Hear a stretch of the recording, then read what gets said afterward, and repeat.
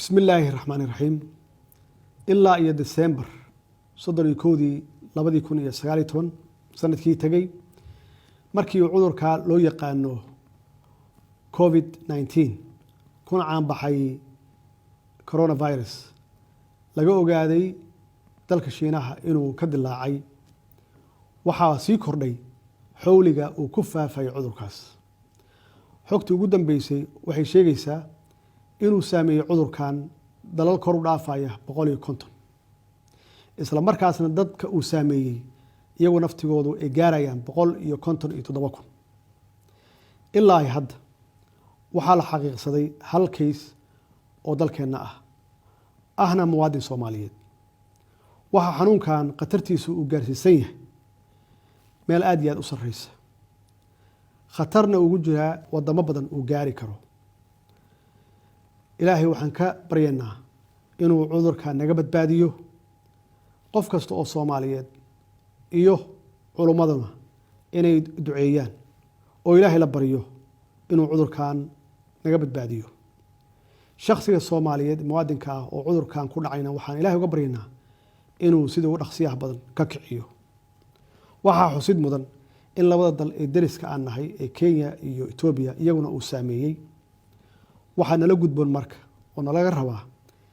inaan u diyaar garowno sidii cudurkan uusan ugu faafi lahayn dalkeena maadaama wadamo inaga horeeya dhanka caafimaadka ama xagga caafimaadka ay maareen la yihiin kalana kulmeen caqabad aad iyo aad u badan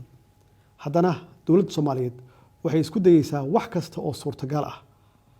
oo dadaala sidii ay uga hortagi lahayd ama ay u joojin lahayd inuu faafo cudurkan iyo inay ku dadaasho badqabka iyo caafimaadka bulshadeeda xukuumadda iyo hay'adaha dawladda oo ay hogaaminayso wasaaradda caafimaadka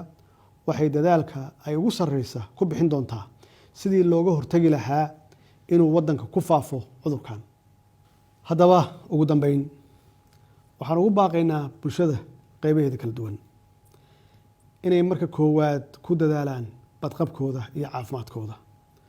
iyagoo raacaya tilmaamaha iyo fariimaha ay wasaaradda caafimaadka sida joogtada ay ula wadaagto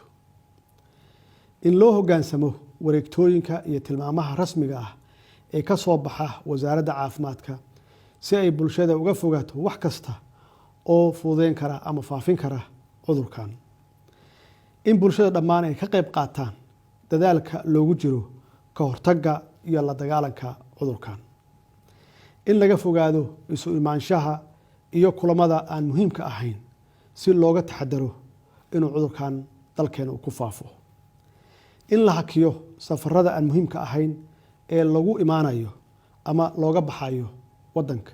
wassalaamu calaykum waraxmatullaahi wabarakaatuh